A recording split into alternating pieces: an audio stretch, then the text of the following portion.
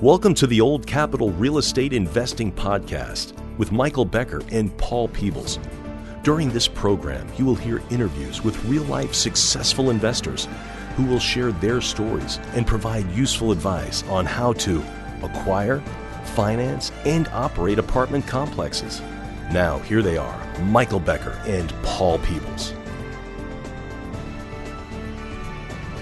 Welcome to the Old Capital Real Estate Investing Podcast. I'm your host, Paul Peebles, National Underwriter for Old Capital. And it is another Old Capital Roundtable with the loan officers. So today we're going to kind of figure out about what's going on. You just listen in. You're going to fly on the wall if you're listening to this and you're just having an opportunity to kind of listen into just kind of a sales meeting, sales call about what's going on and what we're seeing, what we're hearing out there. So just to kind of share some inside information about commercial real estate lending, commercial real estate sales, marketing, and what's going on out there. So joining me is Hans Box with Old Capital. Hans, how are you? Hey, Paul, how are you doing? Ricardo Hinonosa. Ricardo, how are you? Fantastic. How's it going, guys? Ryan Irvin. Ryan, how are you? No complaints here. How's it going, Paul?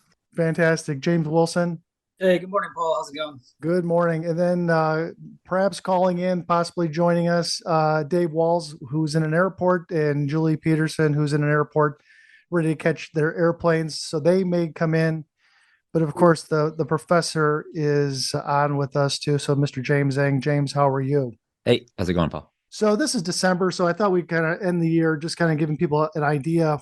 James and I were down in Orlando for the National Multifamily Housing Council meeting down in Orlando. We saw 10,000 of our favorite friends and guys that were doing a lot of business. And the general feeling when we were down in Orlando, James, how would you describe it in January of 2022? Buy everything. Buy everything. We're putting all of our money out. We're buying everything. We're paying highest prices for. Debt is fully available, whether it's all these bridge loans, non-recourse debt fund, bridge loans, or some of the agencies, but we're buying everything. So a lot of happy faces, clinking of glasses, a lot of great feelings. Today, James, how would you describe December of 2022 when it comes to apartment transactions in that business? Buy nothing. So what was the story? It was the best of times. It was the worst of times. Yeah, Howard Marks has a pendulum, and it basically went from the economy, the market is flawless, to now it's hopeless. It has completely swung in that direction. And I think the only people trying to put deals together right now are really the brokers who are listing some of these properties that are coming out.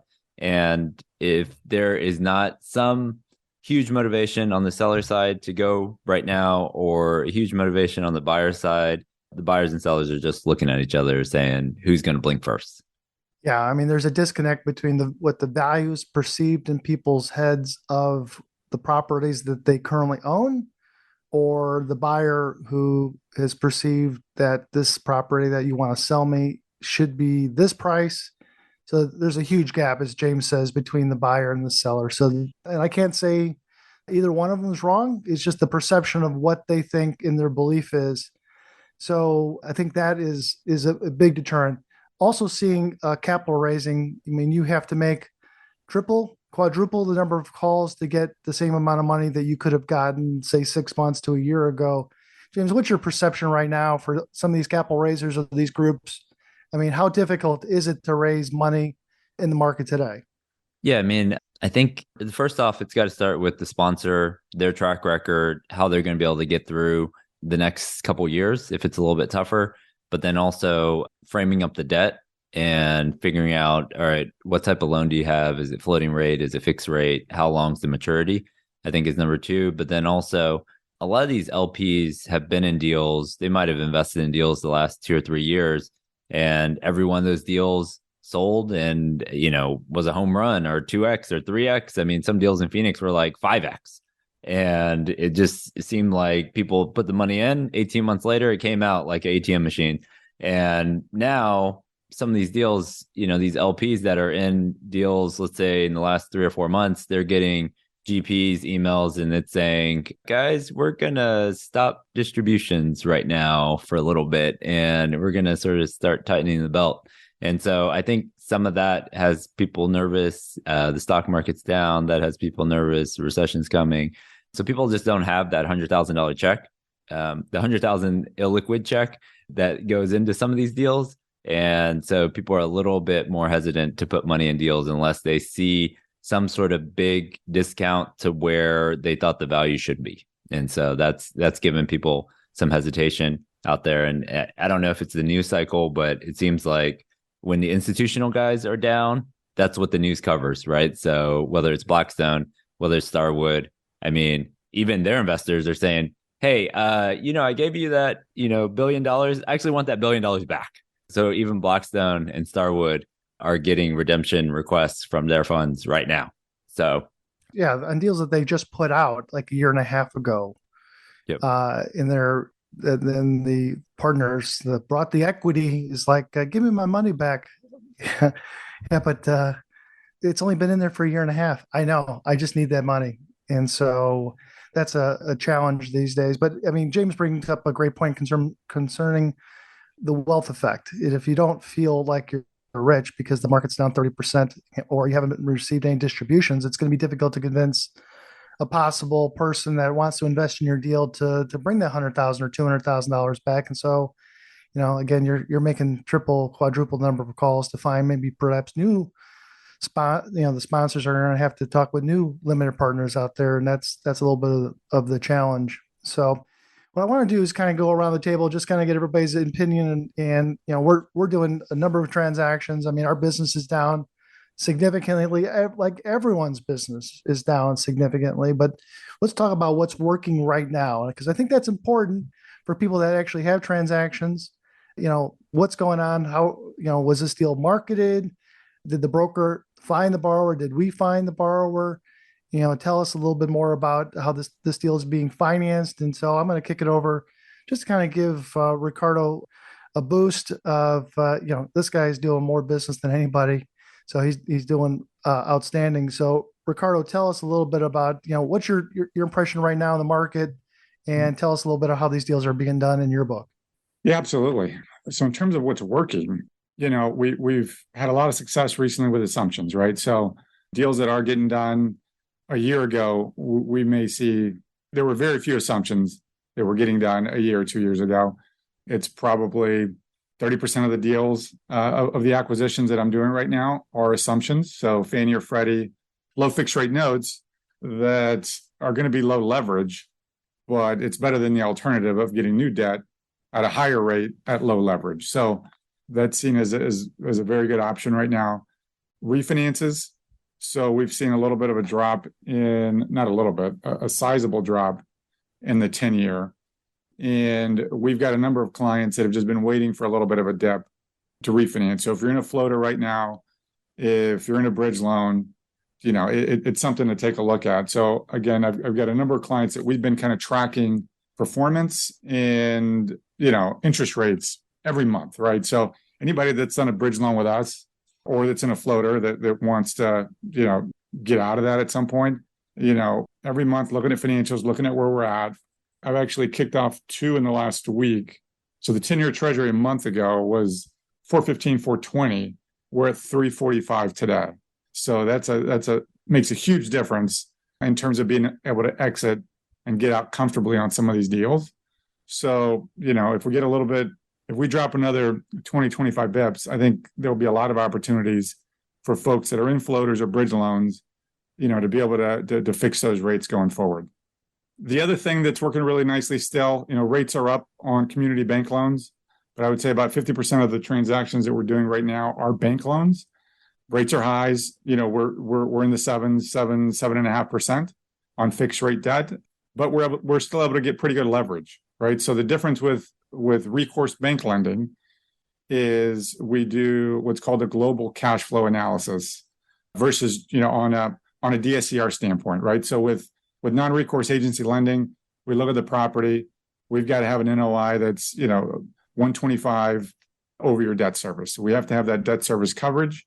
With a community bank loan, we still have to have debt service coverage, but because it's recourse, we'll look at your tax returns. We'll do a global cash flow analysis, the property plus the cash flow that the guarantors bring to the table.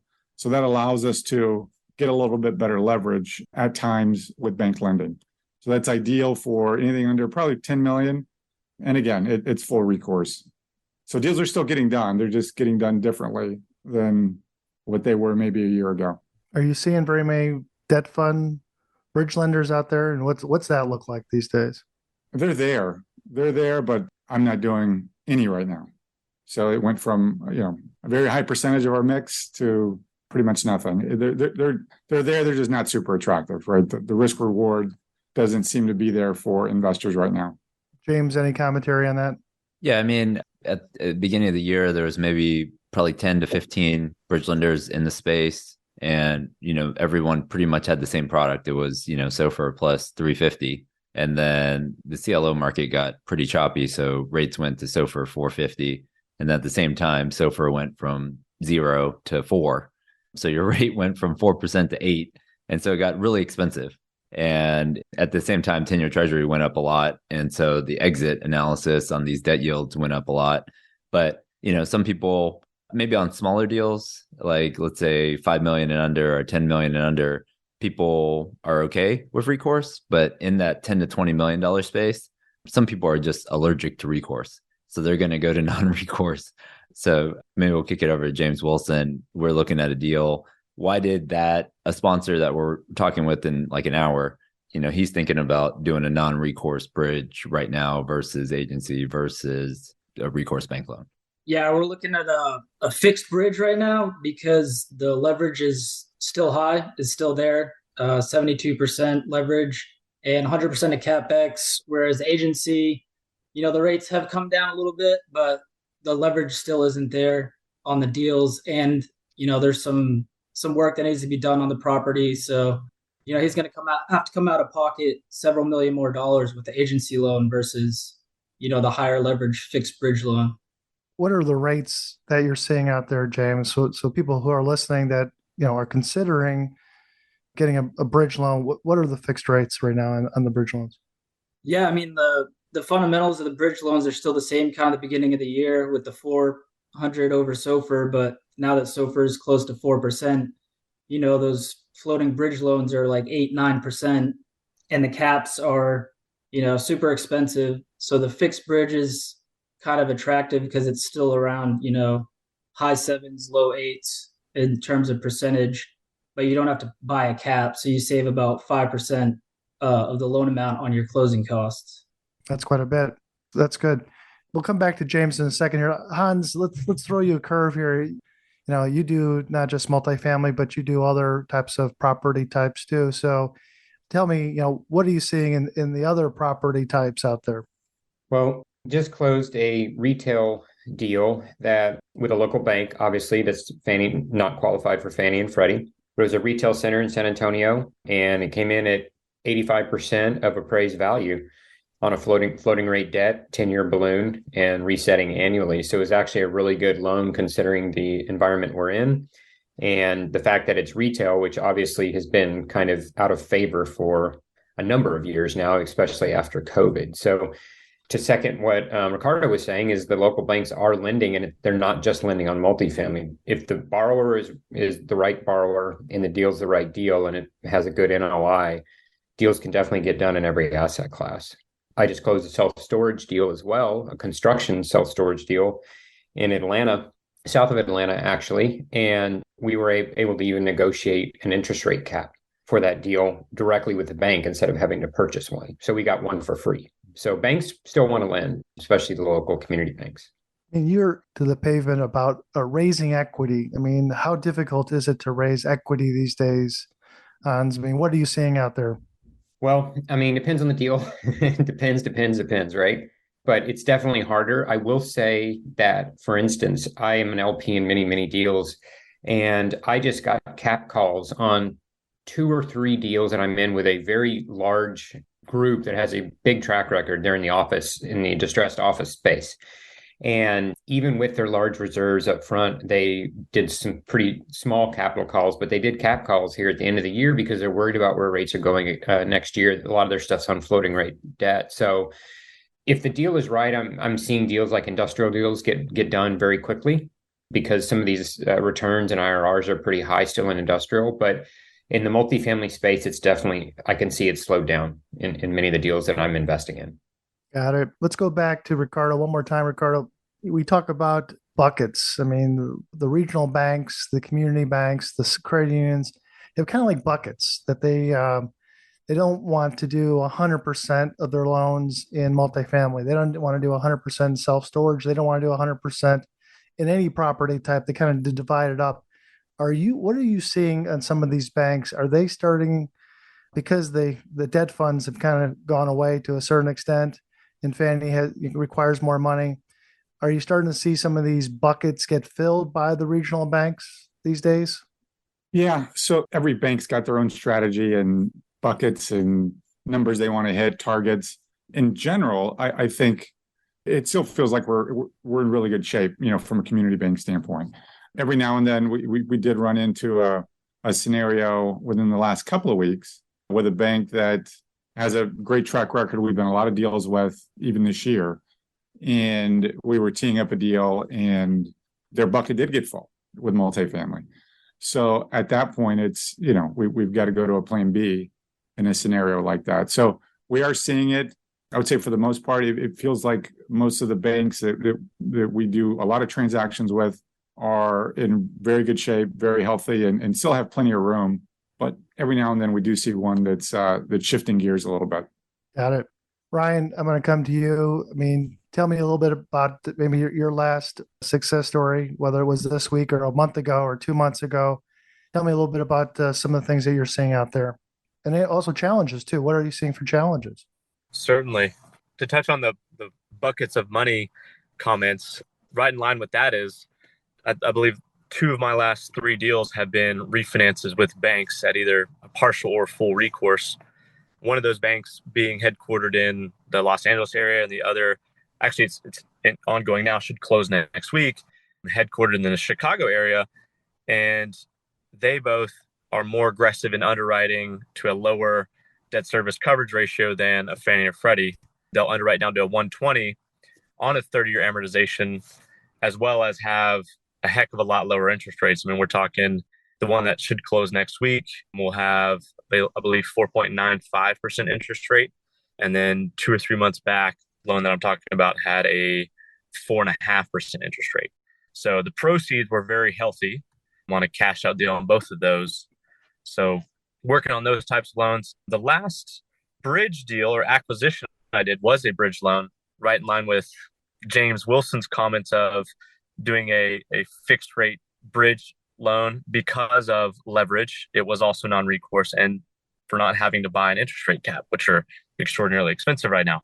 So those all wrapped up into one is that identifies the challenges as well, is trying to, one, refi out some of these bridge loans that our borrowers got into, 12 to 24 months ago, as well as finding adequate leverage on a non-recourse basis for the acquisitions. Got it. James, James Eng, what else are you seeing out there that you think are the challenges or some of the opportunities? I mean, are we starting to see the distress come out right now, or do you think we're going to have to wait for 6 months? I mean, what are you hearing out there?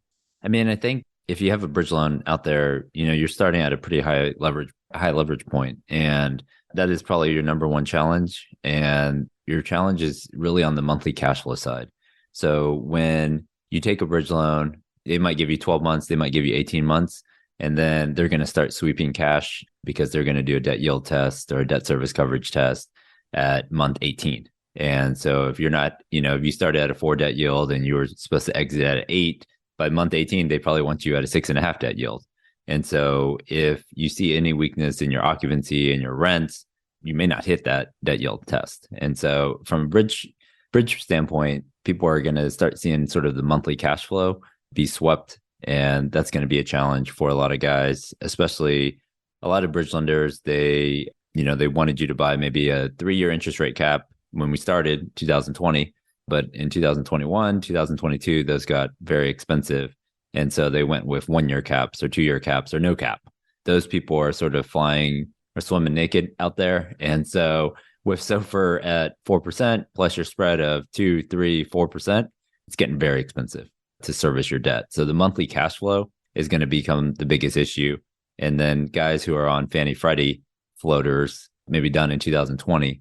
I mean, this story, I feel like people don't understand interest rate cap escrows to some extent, but it works the same way as property taxes or insurance, but it's just moving a lot faster. So a lot of people who originated loans in 2020 or even 2021, they might have started with a $2,000 a month escrow, then it went to $30,000 a month escrow, and now people are getting notices for $100,000 a month escrows, and the interest rate payment that they have is like $80,000. So imagine your interest payment being $80,000 a month, and then your interest rate cap escrow is $100,000 a month, and you have to pay it. So, I mean, that unless you've got $1 million put aside for your $20 million deal, it's going to be very difficult to service that. And so what Ricardo was talking about was a lot of people, now that 10 years down to, let's say 3.5, you can, add 200 basis points, you're at 550. You can essentially lock 550 and then maybe do a step down prepay. And number one, you get rid of that interest rate cap escrow on a monthly basis of 100,000. Number two, you sell your interest rate cap and get $500,000. And then number three, you've got some liquidity, you've got some term, and exactly, you might have 5 years of interest only. And so a lot of people are moving towards that if they have floating rate, whether on Fannie or Freddie or bridge.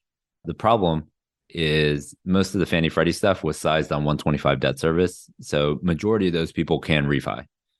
The challenge maybe on the bridge side is that if that was sized on a pro forma, you have a gap. And a lot of those people with that gap, they're going to get capital calls, and it's going to be crickets because nobody's going to feed. All right, yeah, I put $100,000 in this deal a year ago, but now you're asking me for $100,000 again.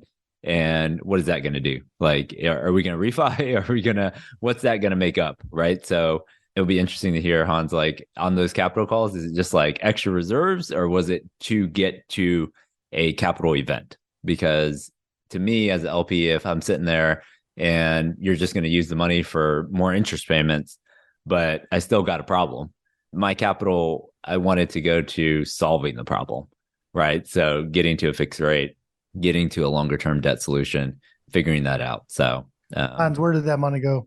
Multiple places. Number one, it is floating rate debt. So they wanted, the interest rate payments been higher, but it was also some of these deals because of, what's happened in our economy and honestly COVID, which slowed a lot of these office lease ups down. They needed more cushion for improved TI and to basically just prolong the deal itself. So they have more time to add the TI. They need money to add to the TI. And then, once they get one or two tenants in, then we can refi and get to that fixed rates debt that James has alluded to. So it was a multiple things, but it's really about the speed, the economy, one, and then two, interest rates, which obviously go hand in hand. James Wilson, you're out pounding the pavement all the time, talking with limited partners. You're doing a lot of marketing out there. Kind of give people some of the ideas of what you're doing to try to bring people into our space, that whether they want to be general partners, if they want to be limited partners, that they want to have more knowledge. And you're creating some of these great videos that everybody gets a chuckle out of, but you're also doing a lot of meetups and educational events. How's that going? And any suggestions to some of the folks listening? Yeah, there's a lot of negative news out there right now. So me and James have been going out and trying to keep it light and fun. We're looking at different submarkets, looking at what kind of good food's there. And then we're getting on site with a lot of these properties to try to educate people out there. I think the best way to learn is really to get on site. And for the people that can't get on site all the time, we're just putting out videos with little tidbits here and there. And yeah, we're doing meetups next week. I have a meetup that we're doing that I'm speaking at, presenting kind of what's going on in the market, what's going on with interest rates, inflation, kind of what are we going to see next year. But yeah, we're just always trying to educate and entertain limited partners and general partners out there. Yeah, I think it's James does a great job with the professor. of just keeping it light and kind of talking about, what's going on in some of these submarkets, especially in the Dallas-Fort Worth area and Austin, San Antonio. These guys do a great job. I'm gonna go back to Ricardo and just kind of words of wisdom to some of these people out in the marketplace that may be looking whether they want to be a general partner or they want to be a limited partner, put money into these deals.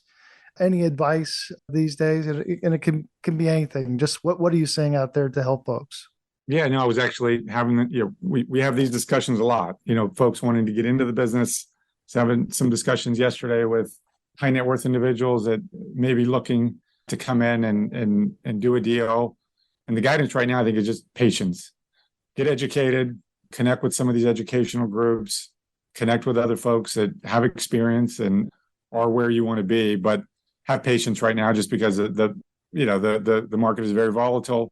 I think that there will be good opportunities next year to kind of jump into the business, but you got to be careful. You've got to build the right team around you. Connect with one of the folks here on this podcast, and we'll help kind of point you in the right direction and to help you build that team, which I think is step number one. What do people have to be careful of? I mean, what are they, just in your mind? What are some of the landmines out there that they could accidentally step on? Well, I mean, it's a straightforward business, but there are also a lot of complexities in knowing how to underwrite these deals, right? When a broker sends you a deal, what are the steps you have to go through to figure out, is this a deal for me or not? And there's so many different nuances. Debt's a big part of it, but there are a lot of other things as well. We've talked about equity quite a bit today, and some folks may come in and have their own equity. Some folks may need to raise equity. There's just a lot of moving parts. Yeah, you get into a deal that as a general partner that you've put your hard money into it, and you're trying to go out there and do a capital raise. Sometimes those limited partners today, you may have to make triple, quadruple the number of calls to collect half the money to be put into these deals. Hans, who's been in the business for a long period of time, has invested a lot of transactions. Hans, between you and I mean, where are you putting your money these days? Are you still investing right now? Yes. Yep. I'm definitely still investing, and I'm still investing in multifamily, but I'm being very particular about the deals that I'm getting in. There has to be an very obvious value add component. And in some cases, I'm investing in deals that are more of a niche product that are tax abated kind of properties that produce cash flow day one. So to me right now, everything I'm investing in, unless it's deep distress, it has to have significant cash flow day one, or I won't invest because I want a margin of safety right now. Yeah, that makes sense. The professor, any final words before we go around the table just for comments? Yeah, I mean, I think a year ago, if you tried to call a broker in your market, they wouldn't call you back. You email them, they wouldn't email you back. You text them, they wouldn't text you back. Right now, they're calling you. So pick up the phone, call your local broker, introduce yourself, show them that you have a team, show them that you're working with full capital, show them that you have equity, and they will start bringing you deals. So I think obviously you got to underwrite it. You got to figure out how to finance it.